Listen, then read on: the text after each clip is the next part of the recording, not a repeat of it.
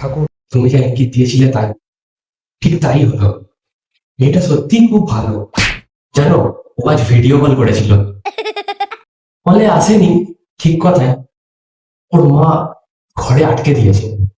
Family খুব strict না, মেয়ে তো ভালো হবে। আমার চয়েস দেখেছো তো?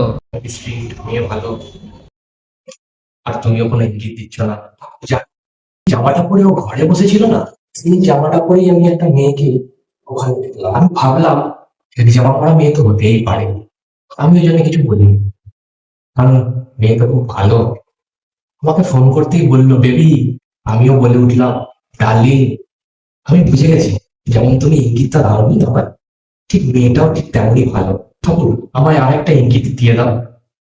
মেয়েটা কি কোনো নেশা ভান করে?